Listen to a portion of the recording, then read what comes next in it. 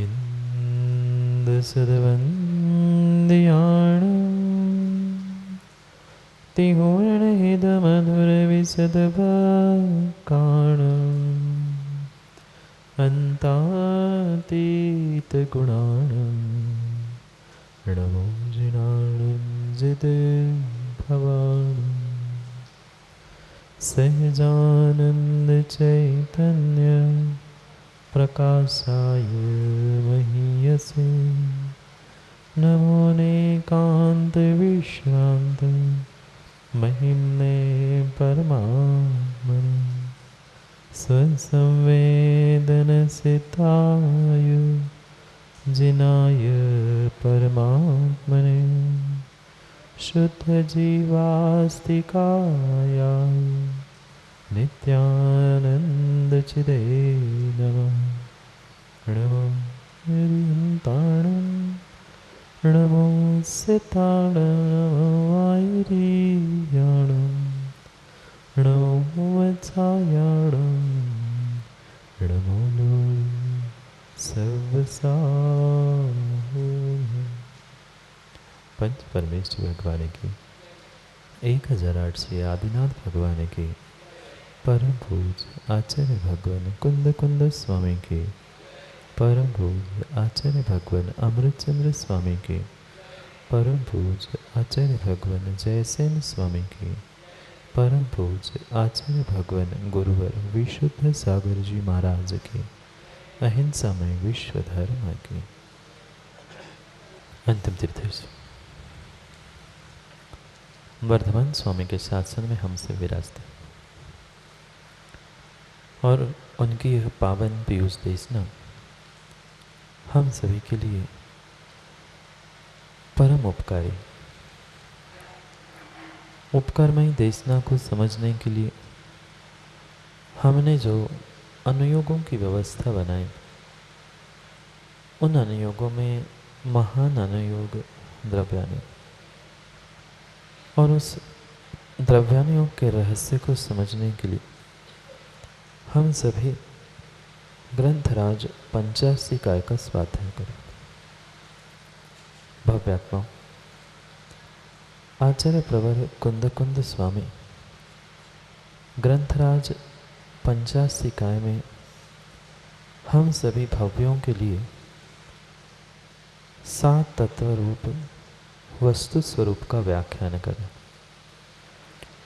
और वस्तु स्वरूप का व्याख्यान प्रारंभ करने से पूर्व मंगल भावना से युक्त निर्विघ्न कार्य की सिद्धि के लिए मंगलाचरण स्वरूप भगवान की वंदना करते हुए पहला श्लोक दे रहे थे। उसी मंगलाचरण पर आचार्य भगवान जयसेन स्वामी अपनी तात्पर्य वृत्ति टीका लिखते हुए हम सभी के लिए कल 6 अधिकारों की बात कर रहे थे, जो 6 प्रकार के अधिकार बताए थे जिनके द्वारा ही ग्रंथ को प्रारंभ किया जाता है। ऐसे उन ग्रंथों की व्याख्या यहाँ पर कर रहे थे। मंगल निमित्त, हेतु, परिमाण, कर्ता और नाम, इन 6 अधिकारों के द्वारा आचार्य भगवान हमें ग्रंथ का विस्तार से पुनः व्याख्यान करने वाले। कल संक्षेप में हमने मंगल को समझना प्रारंभ किया था। मलम पापम गालयति मंगम पुण्यम सुखम तल्लाति इति मंगलम। पाप को, मल को गलन करने वाला, नष्ट करने वाला, पुण्य को, सुख को, मंग को लाने वाला यह मंगल था। उस मंगल के साथ साथ जो उसके 4 फल थे उसकी भी कल हमने व्याख्या समझी थी। नास्तिकता का परिहार, शिष्टाचार का प्रतिपालन, पुण्य की प्राप्ति और निर्विघ्न शास्त्र संपन्नता, यह 4 फल, 4 हेतु, 4 कारण आचार्य महाराज ने हमारे लिए मंगलाचरण के स्वरूप बताए थे। उसके साथ साथ कल हमने 3 देवता और 3 नमस्कार की भी बात समझी थी। पढ़ते हैं, कल की बात को समझकर पुनः आगे पढ़ने का स्वयं प्रयास करते। कल हमने 4 फल समझे थे, याद है? नास्तिकता का परिहार, मंगलाचरण करने से पंडित जी मैं नास्तिक नहीं हूँ यह सिद्ध होता है।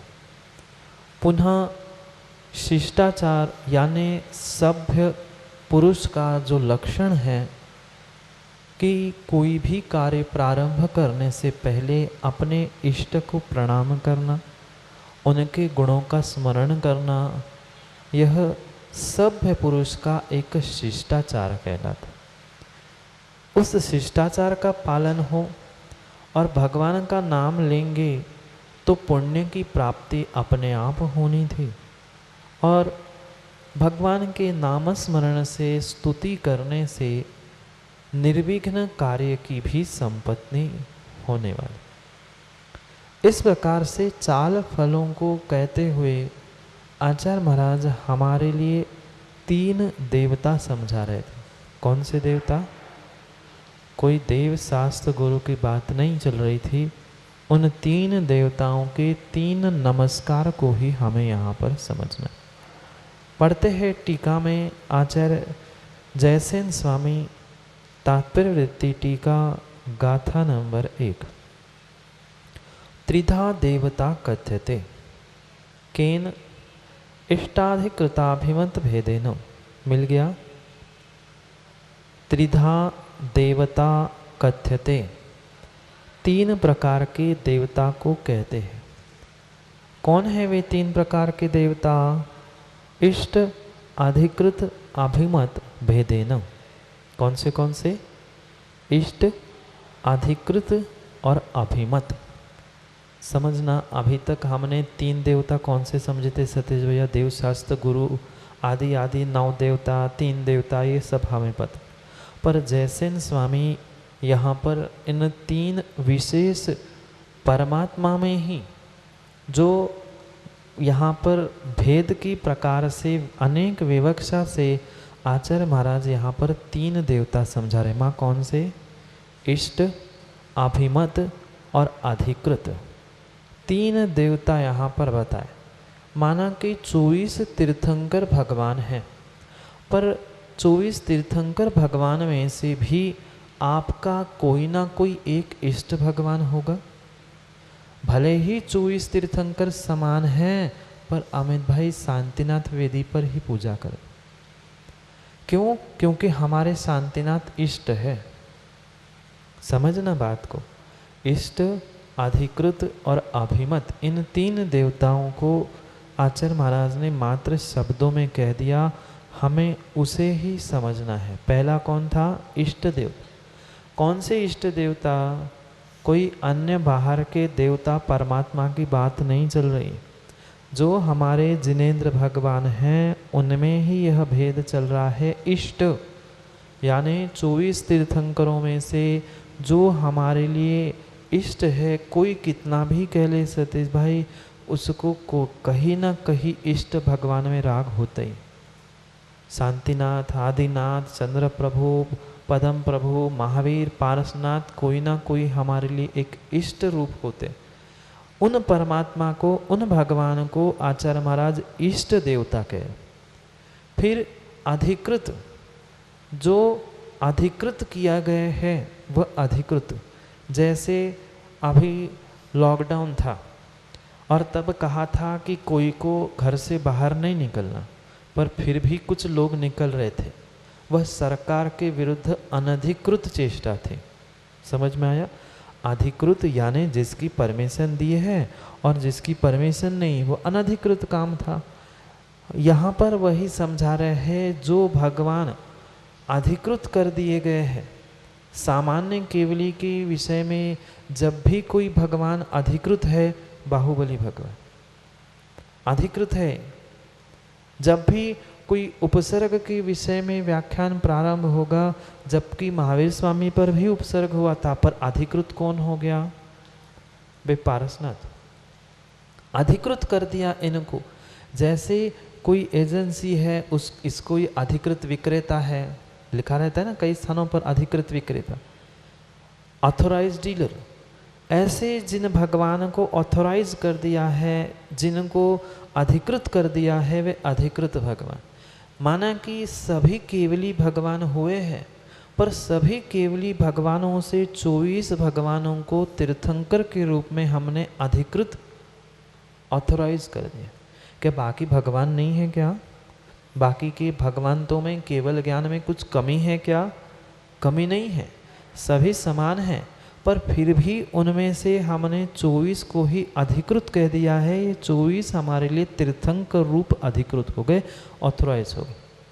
व्यापार हर कोई करता है, कोई अनऑथोराइज रूप करता है, कोई अनधिकृत रूप, कोई काले ब्लैक धंधे के रूप में करता है, पर उनमें से गिने चुने ही एक नगर में ऑथोराइज डीलर कंपनी नियुक्त करती।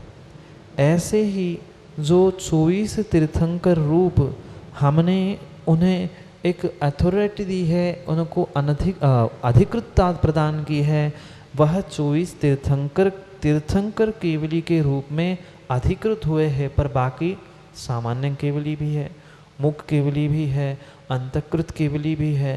ये सब कुछ केवली होने पर भी तीर्थंकर के रूप में अधिकृत किया है, वह अधिकृत देवता हो गए। फिर अभिमत, यानी सभी के लिए जो अभिमत है। इष्ट तो किसी 1, 2, 4, 6 लोगों के लिए इष्ट हुए, व्यक्तिगत रूप में इष्ट हो गए। फिर सबने मिलकर जिनको लाइसेंस दिया है, अथोराइज किया है, वे अधिकृत हो गए। और एक भेद है अभिमत, जहाँ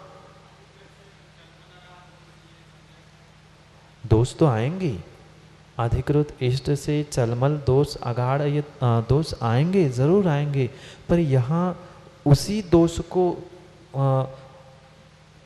दिमाग में रखते हुए आचार्य महाराज ने कहा है। क्योंकि क्षायिक सम्यक दृष्टि अभी होंगे क्या? नहीं होंगे। जो अभी वेदक सम्यक दर्शन है, क्षमिक सम्यक दर्शन है, उसमें चलमल आगाड़ दोष होंगे ही होंगे। तो उन्हीं बातों को विचार में रखते हुए ही आचार्य महाराज ने इन 3 देवताओं को कहा है।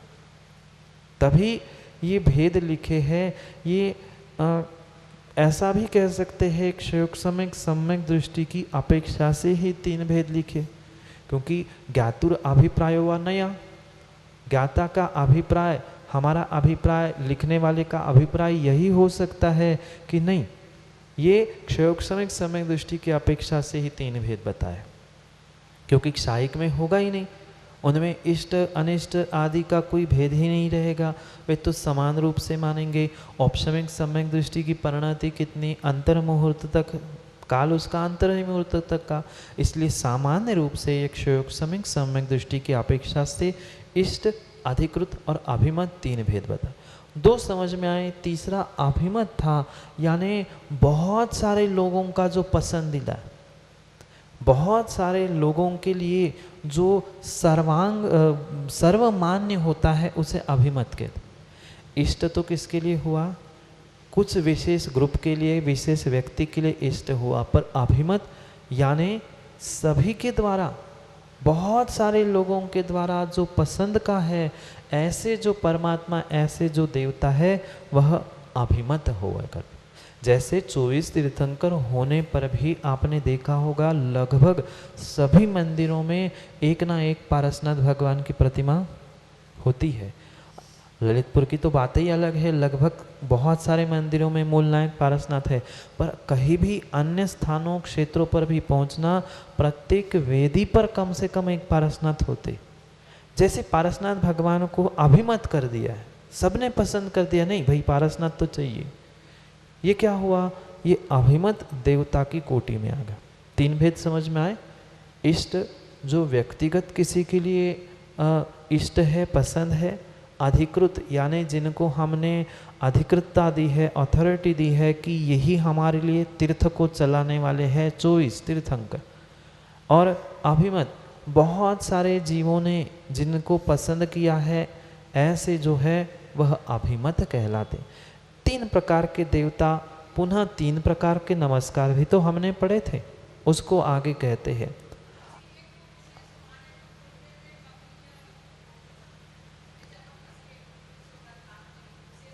हाँ,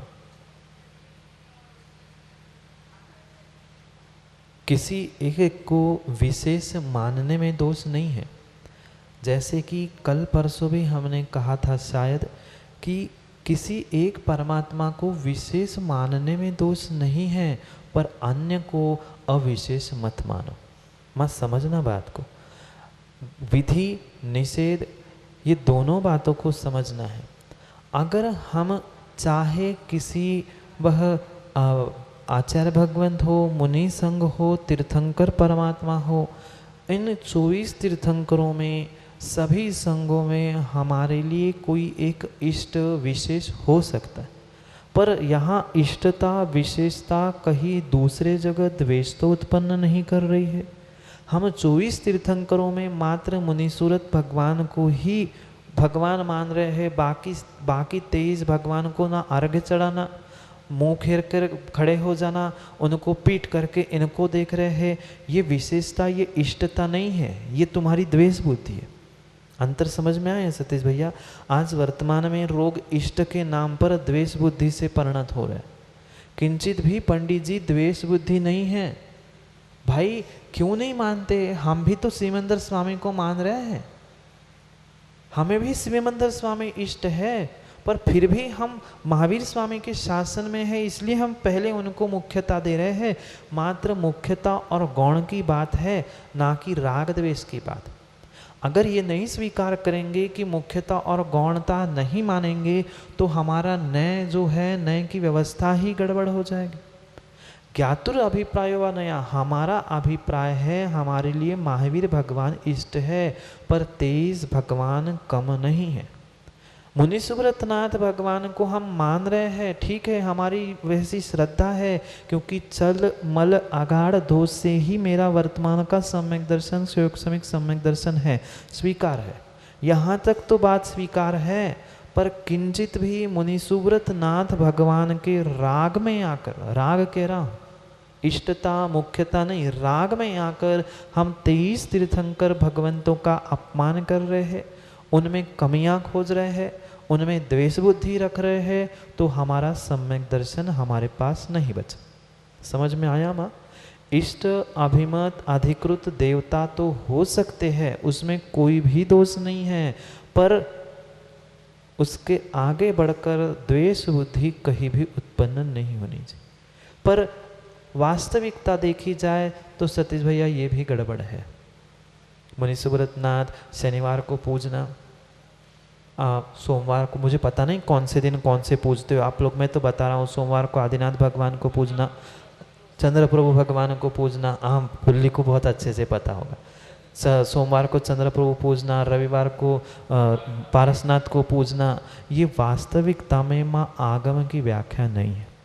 ठीक है, इष्टता हो, कथनचित अनुराग हो, यहाँ तक तो स्वीकार था, पर शीतलनाथ ही शीतलता देते हैं, शांतिनाथ ही शांति देते हैं, पारसनाथ ही उपसर्ग दूर करते हैं, मुनि सुब्रतनाथ शनि ग्रह को दूर करते हैं। ये जो भ्रम बैठाल के रखे हैं, यह वास्तव में मिथ्यात्व की ही कोटि में आएगा, अगर अतिरेक है तो।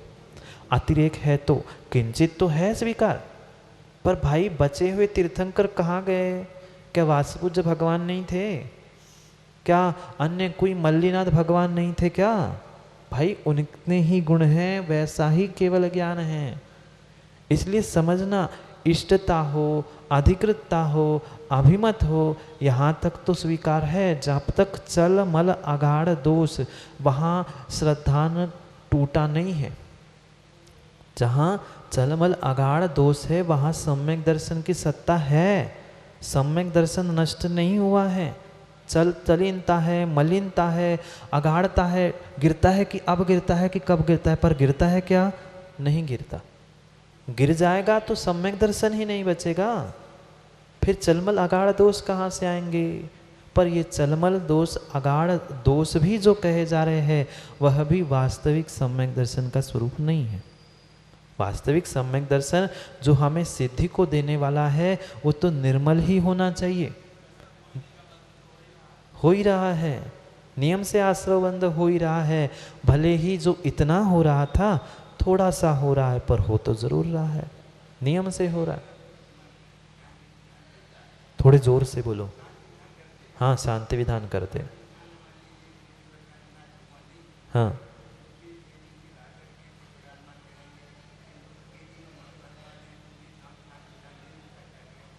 बहुत अच्छा प्रश्न है। पंडित जी कह रहे हैं जिस वेदी पर शांतिनाथ भगवान नहीं है वहाँ क्या शांतिनाथ विधान नहीं होगा क्या?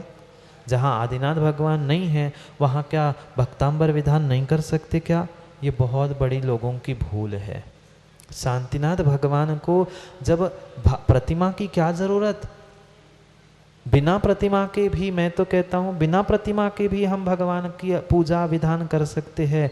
ठीक है, जहाँ है वहाँ करो, बहुत अच्छी बात है, पर नहीं है तो दूसरी वेदी से उठाकर लाएंगे तो ही हम विधान कर पाएंगे। ये बहुत बड़ा भ्रम हमारे भीतर, ऐसी किंचित भी व्याख्या नहीं है। क्या वह शनिवार के दिन ही मुनि सुव्रत ना, शनिवार के दिन ही मुनि सुव्रत ना, शनिवार के दिन मुनि सुव्रत भगवान की जगह हमने दूसरी की पूजा कर ली तो क्या मुनि सुव्रतनाथ भगवान नाराज हो जाएंगे?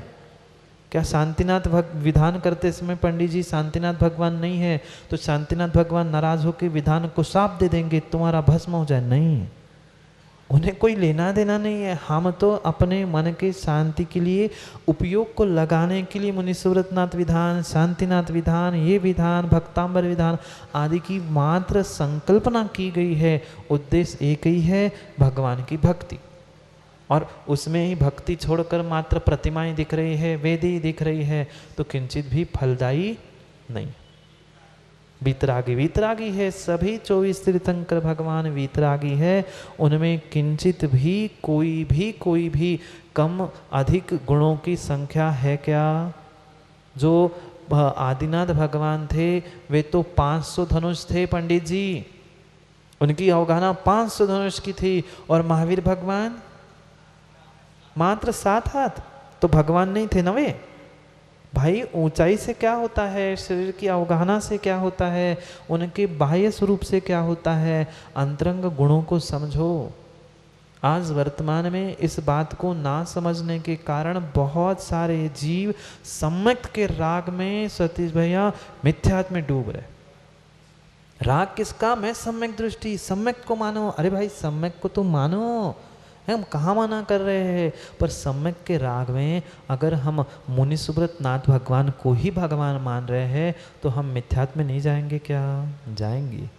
पर ये भी निषेध नहीं है, इष्ट होने में निषेध नहीं है। 24 तीर्थंकर में एक कोई परमात्मा मेरे लिए इष्ट हो सकते हैं, हो बने रहे, पर उनकी इष्टता के पीछे कहीं दूसरे के द्वेष ना उत्पन्न हो। मुख्यता होती है, महावीर जयंती जब होती है तब कोई भगवान आदिनाथ की जय नहीं लगाता, तो क्या आदिनाथ भगवान से हमारी दुश्मनी है क्या?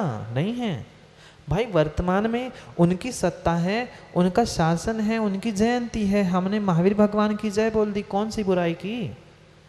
किंचित भी हमें दूसरे से द्वेष नहीं है, पर वहाँ द्वेष पूर्वक कह रहे नहीं हम तो बाकी को तो मानेंगे नहीं, उनके शासन में रहते हम तो उनको ही मानेंगे। नहीं, मानना सबको होगा, उनको उनके स्वरूप स्वीकार करना होगा, तभी काम बन पाएगा, अन्यथा नहीं बनेगा।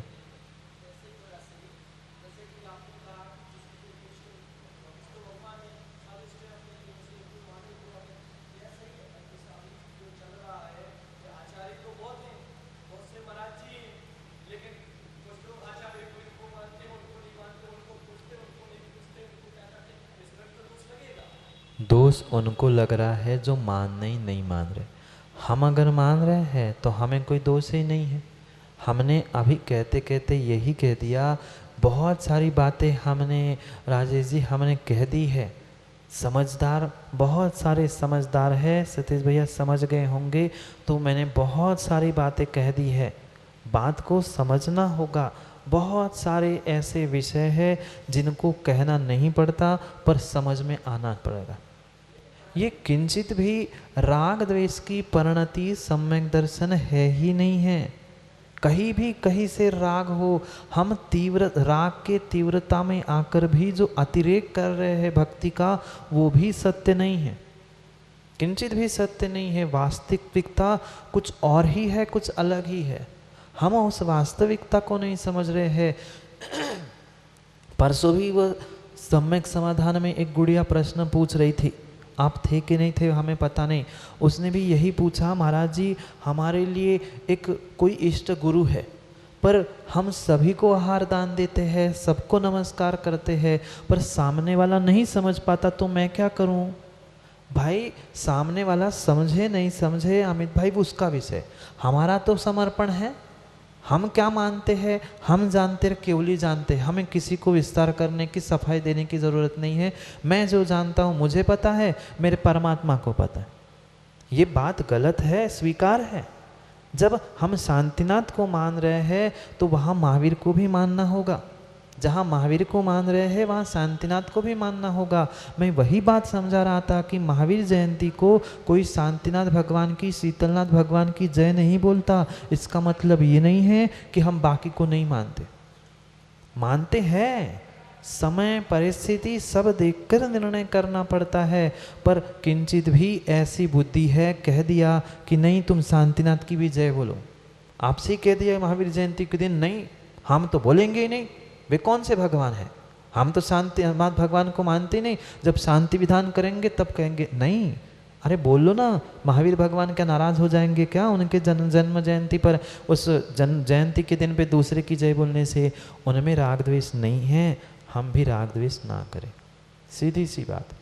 इष्ट, अभिमत, अधिकृत, ये भले ही 3 प्रकार के देवता आदि की व्याख्या जरूर की है, पर माँ कब तक? जब तक हमारा श्रद्धान सम्यक दर्शन साबुत है तब तक ही तुम्हारे लिए वे देवता है, और तब तक ही तुम्हें पुण्य प्राप्ति का साधन है, अन्यथा वे सभी पाप के प्राप्ति का ही साधन बनेंगे। और जो पुण्य और पाप भी हमें प्राप्त होगा, उनके चरणों में जो कुछ भी हम करेंगे निधत्ति निकाचित रूप ही परिणत होगा। माँ चाहे परमात्मा हो, चाहे गुरु हो, चाहे जिनवाणी हो, इन 3 स्थानों में जो जो हम राग द्वेष रूप परिणति कर रहे हैं, वे परम उस राग द्वेष परिणति का फल निधत्ति निकाचित है, जिनके कर्मों का कभी संक्रमण, उत्कर्षण, अपकर्षण कुछ नहीं होता। इसलिए बहुत संभल के रहो, बहुत संभल के रहो। इष्ट परमात्मा हो, मुनि सूरतनाथ इष्ट हो, पर शनिवार को ही पूजने के लिए नहीं हो, कभी सोमवार मंगल को भी पूज लिया करो, तभी तो हमारे वास्तविक श्रद्धान का हमें बोध होगा। भेद नहीं सिखा रहा है आगम ने, आचार्यों ने कहीं भी परमात्मा में, गुरुओं में, जिनवाणी में भेद नहीं बताए हैं। पर क्या करे पंडित जी, आज जीव सभी को लेकर बांट रहे हैं। हाँ, आगम को परमागम कहती है, परमागम उनके, आगम हमारे, ये उनके वो हमारे। ये राग द्वेष परिणति इष्ट अभिमत अधिकृत भेद नहीं बता रहे। इष्टता किस लिए है? मेरे विशेष है इसलिए इष्ट है, मेरी इष्टता मैं दूसरों पर नहीं थोप सकता। ये बहुत बड़ी बात व्यक्ति को सतीश भाई समझनी होगी। व्यक्ति चाहता है मेरे लिए इष्ट है ना, तो पंडित जी के लिए भी होने चाहिए, पंडित जी के लिए इष्ट है ना, तो संसार के, अरे भाई सबका अपना अपना कर्मों का नियोग है, सब अपने अपने कर्मों के हिसाब से जी रहे हैं, उनके लिए इष्ट कुछ और है, मेरे लिए कुछ इष्ट अलग है। तो मेरे लिए इष्ट की बात है, जो सबके लिए होता है उसको अभिमत कहा है। अंतर समझना, इष्ट मेरे व्यक्तिगत के लिए है, मेरे व्यक्तिगत परिवार के लिए हो सकता है, व्यक्तिगत कुछ ग्रुप के लिए हो सकता है, पर अभिमत यानी सबके द्वारा। जैसे मनोज्ञ साधु की व्याख्या तत्वार्थ सूत्र में है, सबके द्वारा जो पसंद है, ऐसा यह अभिमत परमात्मा अभिमत देवता की भेद से। समझ में आया? बाहर की चर्चा में पता नहीं समय कहाँ जाता है। आओ टीका में पढ़ते। आशीर्वस्तुर नमस्क्रिया भेदे न नमस्कार त्रिधा। क्या क्या समझा था हमने? 3 देवता और 3 नमस्कार समझे थे। यहाँ पर 3 नमस्कार आचार्य महाराज कह रहे हैं। कौन से 3 नमस्कार? आशीर, वस्तु और नमः क्रिया, यानी नमस्कार रूप नमस्कार, आशीर्वाद रूप नमस्कार और वस्तु रूप नमस्कार। कैसे कैसे? आशीर्वाद रूप नमस्कार, वस्तु रूप नमस्कार और नमस्कार रूप नमस्कार। मतलब आशीर्वाद रूप नमस्कार मतलब क्या? से भगवान से कह देना भगवान आशीर्वाद दे रहा हूँ आपको, ले लो। नहीं, समझना। आशीर्वाद रूप नमस्कार मतलब क्या भगवान को आशीर्वाद देना है कि गुरु का आशीर्वाद देना है? देना नहीं। पांतु वो नयन पथगामी आदि कुछ प्राप्त करने रूप जो हमने भगवान को नमस्कार कहा है, पांतु वो गुरु पांतु वो नित्यम ज्ञान दर्शन नायका। पांतु कुछ प्राप्त हो, कुछ मुझे सिद्धि हो, जैसे हमने अभी अभी पढ़ा जियात। शुरू में टीका प्रारंभ करते समय अमृतचंद स्वामी की टीका में हमने पढ़ा जियात, जैनी सिद्धांत पद्धति। ये जियात क्या है? ये आशीर्वाद रूप है।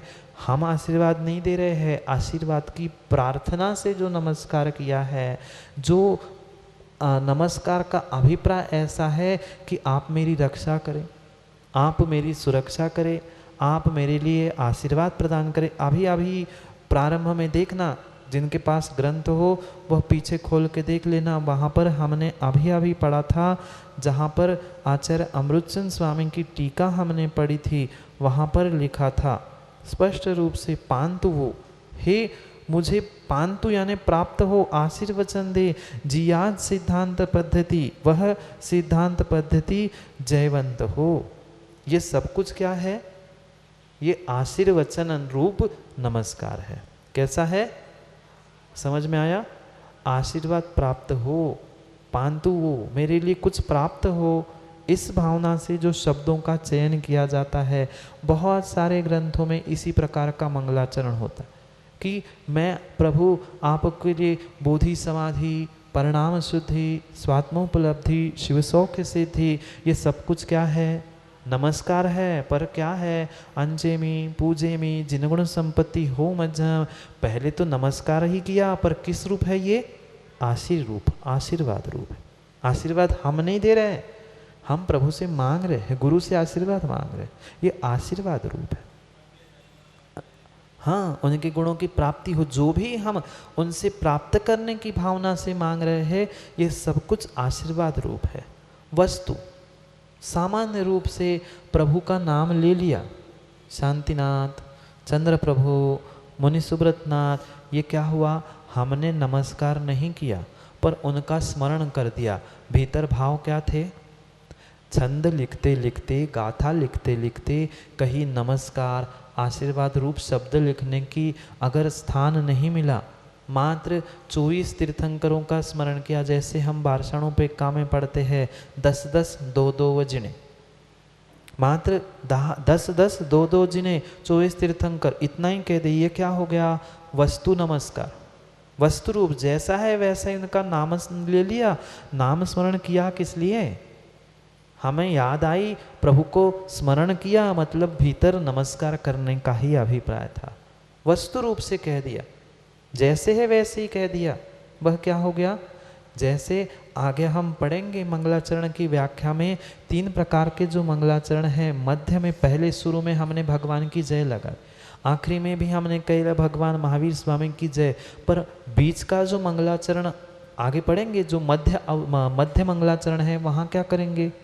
कुछ नहीं करना। पंडित जी हमने कह दिया जयसेन स्वामी ऐसा कह रहे थे, हमारा जयसेन स्वामी कह देना ही, आचार्य जयसेन स्वामी, आचार्य कुंद स्वामी, आचार्य विशुद्ध सागर, ऐसा मात्र कहना ही हमारे लिए नमस्कार रूप है। कैसा नमस्कार? वस्तु नमस्कार। समझ में आया? कुछ आशीर्वाद मांगने रूप किया हुआ नमस्कार आशीर्वचन है, आशीर नमस्कार है। मात्र नाम स्मरण कर दिया, नाम का उच्चारण कर दिया, ये वस्तु नमस्कार है। और नमो जिणाणम, नमो अरिहंताणम आदि नमः करोति आदि आदि रूप जो भी नमस्कार करता हूँ या किया है करूँगा, ये जो कुछ भी कहा है ये क्या है? नमस्कार। नमस्कार 3 समझ में आए? आशीर नमस्कार, वस्तु नमस्कार और नमस्कार। नमस्कार साक्षात नमस्कार करके नमस्कार कह के नमस्कार करना ये नमस्कार नमस्कार है। मात्र नाम का उच्चारण करना ये वस्तु नमस्कार है। और कुछ प्राप्ति के लिए जो भी याचना रूप हमने भावना रूप की जो नमस्कार किया है वह हमारा आशीर्वाद रूप है, आशीर नमस्कार। भेदेन नमस्कार त्रिधा, इस प्रकार से 3 प्रकार के नमस्कार। समझ में आया? 4 फल, 3 देवता और 3 नमस्कार। 4 फल कौन से? नास्तिकता परिहारस्तु, शिष्टाचार प्रतिपालनम, पुण्य व्याप्तिश्च निर्विघ्नम, शास्त्रादे तेन संस्थित। ये 4 फल, निर्विघ्न, पुण्य की प्राप्ति, शिष्टाचार का प्रतिपालन और नास्तिकता का परिहार, इन 4 के लिए मंगलाचरण किया जाता है। और इस मंगल में 3 प्रकार के देवताओं को 3 प्रकार से नमस्कार कर सकते हैं। कौन से 3 प्रकार के देवता? इष्ट, अधिकृत, अभिमत। और 3 प्रकार का नमस्कार आशीर, वस्तु और नमस्कार। नमस्कार इन 3 प्रकार से प्रकार में से किसी एक प्रकार से भी नमस्कार किया जा सकता है। तच्च मंगलम द्विविधम, वही मंगल 2 प्रकार का है। टीका पढ़ रहे हैं? आगे पढ़ो। तच्च मंगलम द्विविधम, वहाँ अब 2 प्रकार के मंगल को पुनः कहते। मुख्य भेदेन, कौन सा? मुख्य और अमुख्य के भेद से, मुख्य और गौण के भेद से 2 प्रकार के मंगल कहते हैं। पहले क्या समझा? मंगल किसे कहते? फिर क्या समझा? उसके 4 फल। फिर मंगलाचरण में कितनों को नमस्कार, कितने प्रकार से नमस्कार। अब समझा रहे हैं मंगलाचरण के 2 भेद, एक मुख्य मंगल, एक अमुख्य मंगल। तो मुख्य मंगल, तत्र मुख्य मंगलम कथ्यते, अब मुख्य मंगल को यहाँ पे कहते। 2 भेद समझ में आए? मुख्य मंगल और अमुख्य मंगल कैसे है आगे जब पढ़ेंगे तब समझ में आ जाए। मुख्य मंगल, अमुख्य मंगल। तत्र मुख्य मंगलम कथ्यते, उसमें से मुख्य मंगल को यहाँ पर कहते हैं।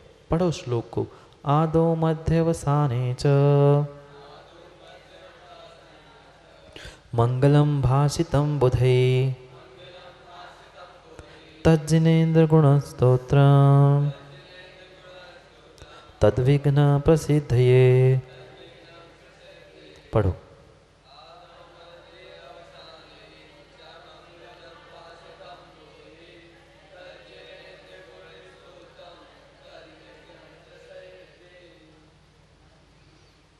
आदि मध्य अवसान, क्या कहा? आदि मध्य अवसान। मुख्य मंगल के पुनः 3 भेद किए। किसके? मुख्य मंगल के पुनः 3 भेद किए। आदि मंगल, मध्य मंगल, अवसान यानी अंत मंगल। आदि में हमने जिनवाणी के लिए, स्वाध्याय के लिए जो भक्ति पढ़ी, उसके साथ सभी आचार्यों का जयकारा लगाया, ये क्या हुआ? मंगल हुआ, आदि मंगल। मध्य मंगल जैसे अभी कहा, किसी आचार्य भगवान का नाम लिया, ग्रंथ का नाम लिया, किसी परमात्मा का नाम लिया, उनके विषय में कुछ कह दिया, ये क्या हो गया? मध्य मंगल। अंत मंगल क्या है? अंत में नमो अरिहंताणम पढ़ लिया या भगवान की जय बोलकर जिनवाणी को विराम कर लिया, ग्रंथ को पूर्ण कर दिया, ये अंतिम मंगल, अवसान मंगल हो गया। भाषितम बुधे, विद्वान 3 प्रकार के मंगल कहे गए।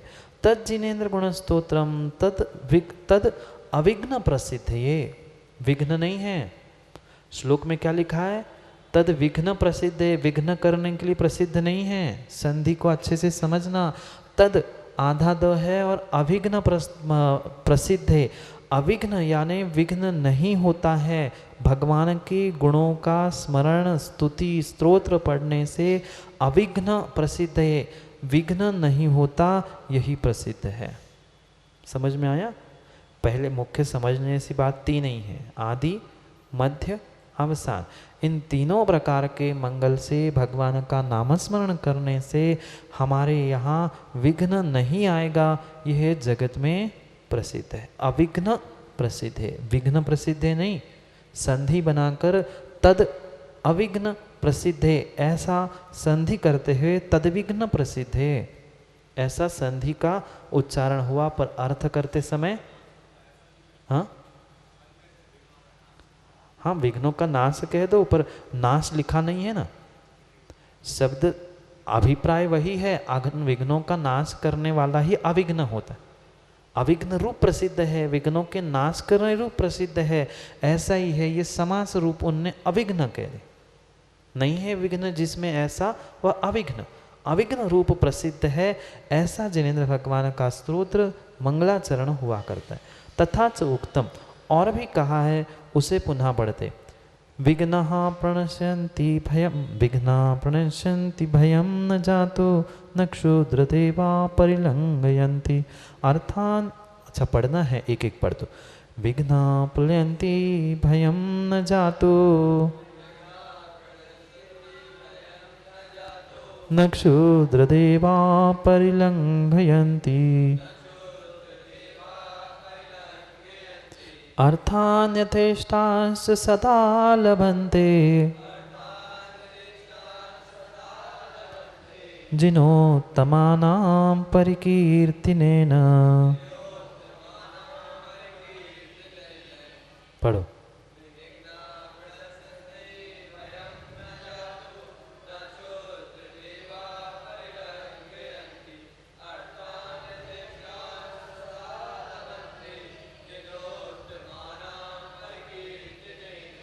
जिनोत्तमानां परिकीर्तनेन, जिनेन्द्र भगवान का परिकीर्तन, स्तुति, प्रशंसा, गुणों का बखान आदि आदि करने से क्या होता है? मंगलाचरण करने से क्या होता है? विघ्ना प्रणश्यन्ति, जितने जितने विघ्न हैं उनका प्रणश्यन्ति यानी नष्ट होते हैं। भयम न जातु न क्षुद्र देवा, कोई भी उत्पन्न भय उत्पन्न नहीं होता, किसी भी प्रकार का। एक बार भगवान का स्मरण कर लो, सभी प्रकार का भय भी दूर हो जाए, विघ्न नष्ट हो जाते, भय दूर हो जाता है। न क्षुद्र देवा परिलंघयन्ति, जितने जितने क्षुद्र देव हैं उनकी बाधा भी नहीं होती। हाँ, उनकी क्षुद्र देवों की बाधा भी उत्पन्न नहीं होती। और यथेष्टाश्च अर्थान लभन्ते, यथेष्ट अर्थ की सिद्धि होती है। कौन सा अर्थ? जो चाहे अर्थ, सभी अर्थों की सिद्धि भगवान की भक्ति से होती है। अर्थ भी चाहिए ना तो भगवान की भक्ति करो। हाँ, अर्थ और परमार्थ दोनों की सिद्धि पर भगवान की इस भक्ति से होती है। पढ़ते भी है, 24 पूजा में पढ़ते हैं क्या? 24 पूजा पढ़ी क्या माँ कभी? याद है क्या थोड़ी बहुत कुछ कि बस भगवान को सुनाने के लिए याद है? भगवान को तो सुना दी, अपने आप को सुनाएं क्या? भुक्ति मुक्ति दातार 24 जिन राजपद, पंडित जी पर क्या करे, पंडितों ने भुक्ति मुक्ति दातार की जगह भक्ति मुक्ति दातार कर। भुक्ति यानी संसार का सुख और मुक्ति यानी संसारातीत अतीन्द्रिय सुख, दोनों देने की शक्ति भक्ति में है। अंतर इतना है, एक परंपरा, दोनों परंपरा से, एक परंपरा से मुक्ति देगा और एक साक्षात मुक्ति देगा, पर देगा जरूर। ये जितने जितने सर्वोत्कृष्ट पद है वे सभी किससे मिले हैं? जिनेन्द्र भगवान की भक्ति से ही मिले हैं। चक्रवर्ती आदि आदि जितने पद है वे भगवान की भक्ति से ही मिले। भुक्ति और मुक्ति, भक्ति नहीं। अभी तक क्या पढ़ते माँ? भक्ति, भक्ति पढ़ी ना, करेक्शन का जमाना है, सब रिमिक्स हो गया, सब बदल गया। आचार्यों की गाथा तक बदल रहे लोग, बाकी फिर सामान्य कवियों की पूजा क्या बची?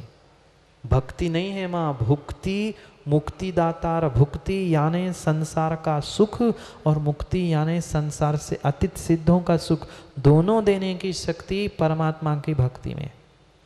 इसलिए अल्लाह कहा अर्थान यथेष्टान सदा लभन्ते, नित्य ही सभी अर्थ की प्राप्ति भगवान की भक्ति से होती है। सभी प्रकार की अर्थ की सिद्धि भगवान की भक्ति से नियम से होती है। यहाँ भी 4 कारण बताए। कौन से? विघ्ना प्रणश्यन्ति भयम न जातु न क्षुद्र देवा परिलंघयति अर्थान नितिष्ठान सदा लभन्ते। समझ में आए? 4 प्रकार के कारण। विघ्नों का नाश हो जाना, भय उत्पन्न नहीं होना, किसी भी क्षुद्र देव की बाधा नहीं होना और यथेष्ट अर्थ की संपदा प्राप्ति हो जाना, यही भगवान की परिकीर्ति ने न जिनेन्द्र भगवान की जो स्तुति करने से ये सभी कार्य सिद्ध होते। पुनः और श्लोक देते हुए जयसेन स्वामी कह रहे हैं कि शिष्य ने पूछा गुरु से कि भगवान आपने तो ये कह दिया 3 प्रकार के मंगलाचरण करना चाहिए, 3 प्रकार के मंगल है, आदि मध्य अवसान, तो इसका कुछ अलग अलग उद्देश्य है कि ऐसे ही करना है? शिष्य ने क्या पूछा? 3 प्रकार के आपने मंगल कहे, आदि मध्य अवसान, तो इनके कुछ अलग अलग फल है कि सबका एक सा ही फल है? तब उत्तर देते हुए आचार्य महाराज कहते आई मंगल करणे, पढ़ो, शिष्या लघु पारगा हवन्तीति मध्य अव्युच्यते विच्चा विच्च फलम चरमे। पढ़ो एक साथ।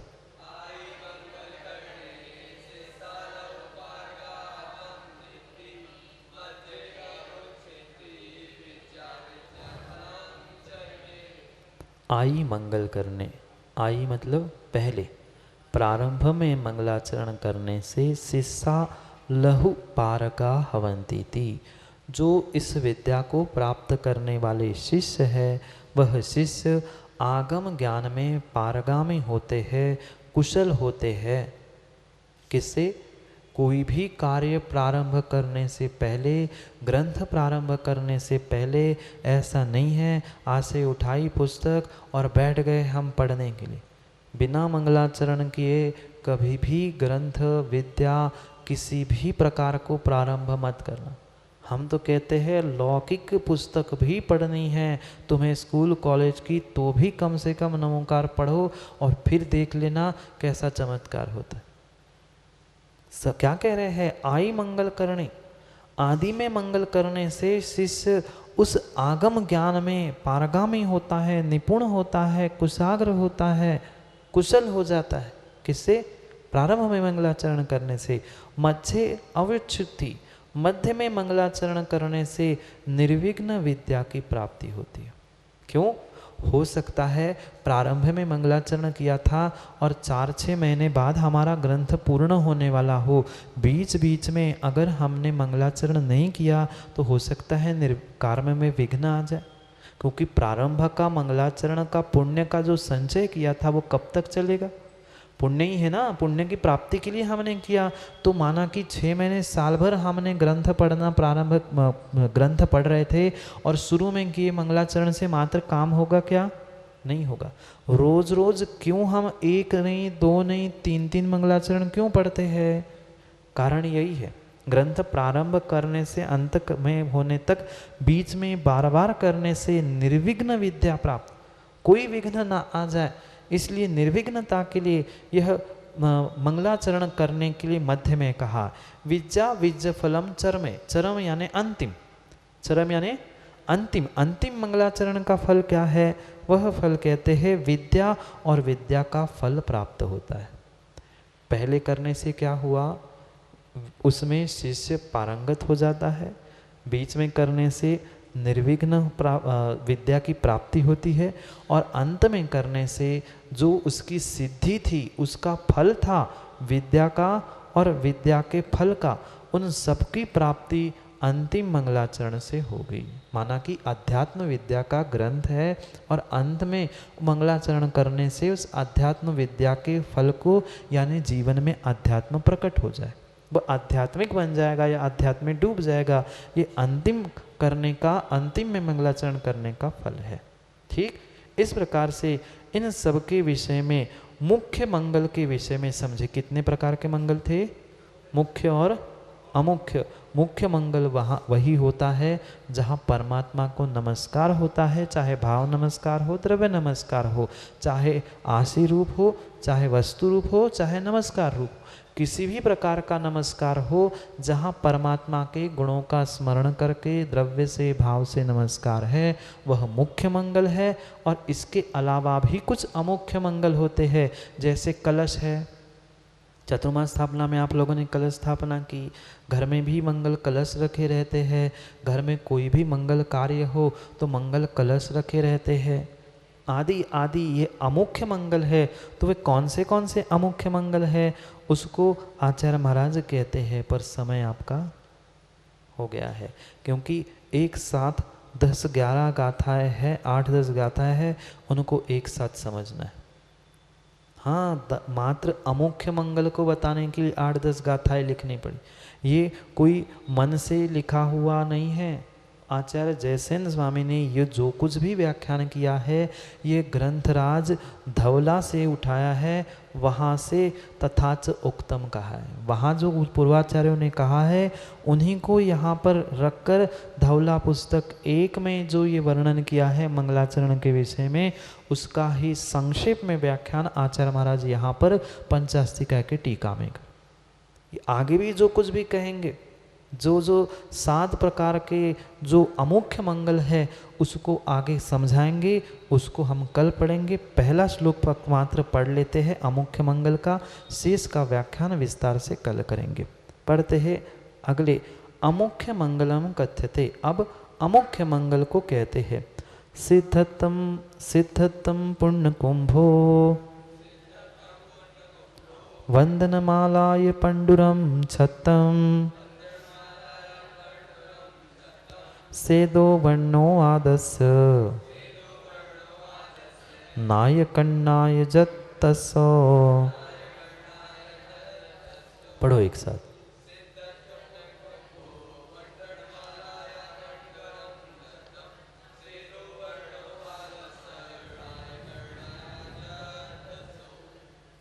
ये अमुख्य मंगल बताए हैं। कौन से आज नाम सुन लो, कल क्यों और कैसे कहे हैं उसका विस्तार पढ़ेंगे। सिद्धतम यानी सिद्धार्थ। सिद्धार्थ नाम का व्यक्ति नहीं, पीली सरसों, पीली सफ़ेद दोनों सरसों को सिद्धार्थ कहते हैं। एक काली आती है, लाल आती है, पीली भी आती है और सफ़ेद भी आती। जो सफ़ेद और पीली सरसों होती है उसे सिद्धार्थ कहते हैं। वो पहला अमुख्य मंगल है। आपने भी देखा होगा, कोई विधान आदि हो, कुछ हो तो चारों दिशाओं में समर्पित करने के लिए या मंगल कलश आदि में वो सिद्धार्थ पीली सफ़ेद सरसों प्रयोग किए जाते। दूसरा है पूर्ण कलश, पुण्य कुंभो, पूर्ण कलश। वंदनमाला, कौन सी वंदनमाला? माँ वंदनमाला मतलब क्या नहीं पता? सब भूल गए। सब परंपराएं पंडित जी नष्ट हो रही है आज के समय में।